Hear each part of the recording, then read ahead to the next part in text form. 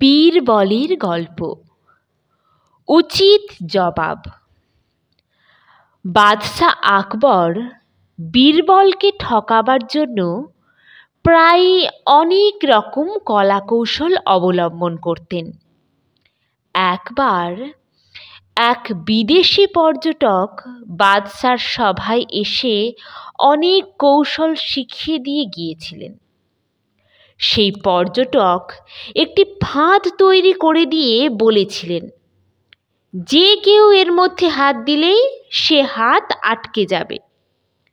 বীরবলকে জব্দ করার জন্য বাদশাহ একটা বড় পাকা আম ওই ফাঁদের ওপর রেখে বীরবলকে খবর পাঠালেন অবিলম্বে বাদশার সঙ্গে দেখা করার জন্য।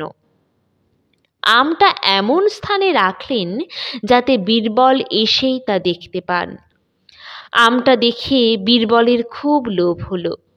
তিনি সঙ্গে সঙ্গে হাত বাড়িয়ে আমটি ধরতেই তার হাত আটকে গেল।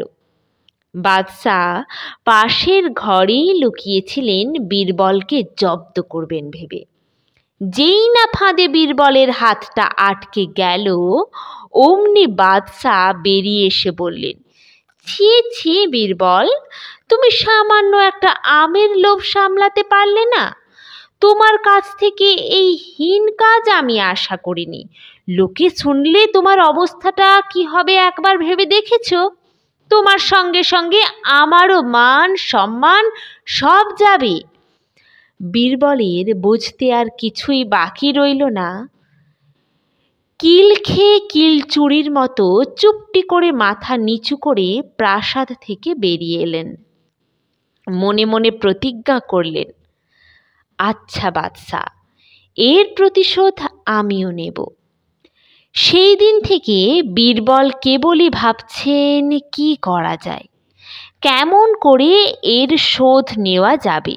ভাবছেন আর ভাবছেন, অন্য কোনো দিকে তার মন নেই। ভাবতে ভাবতেই মাথায় বুদ্ধি এসে গেল। এটা তার এক ধরনের ঐশ্বরিক ক্ষমতা বলা যায়। বাদশার মলমূত্র ত্যাগের স্থান অর্থাৎ পায়খানাটি ছিল দেখবার মতো। সেখানে যাতে অন্য কেউ না ঢুকতে পারে তার জন্য সর্বক্ষণের একজন প্রহরী নিযুক্ত ছিল।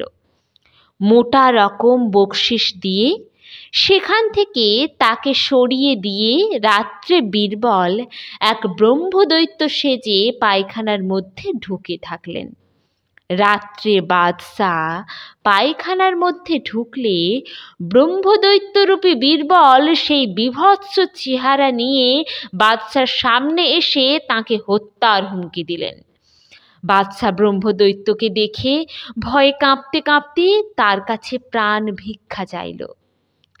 কদিন পর বাদশাহ যখন সভায় বেশ খোশ মেজাজে গল্প করছিলেন, তখন বীরবলকে জব্দ করার জন্য আম চুরির সেই ঘটনাটি বেশ রসিয়ে রসিয়ে বললেন। বীরবল এতদিন সেই রাতের ঘটনা কিছুই জানতে দেননি বাদশাকে। তিনি এই দিনটিরই অপেক্ষায় ছিলেন।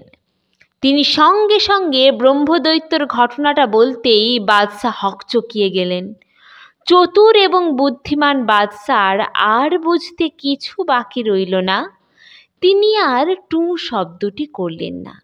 তিনি বুঝলেন এখন চুপ করে থাকাই একমাত্র বুদ্ধিমানের কাজ। মনে মনে বুঝলেন সেদিনের সেই ব্রহ্মদৈত্য আর কেউ নয়, বীরবলই ছিল।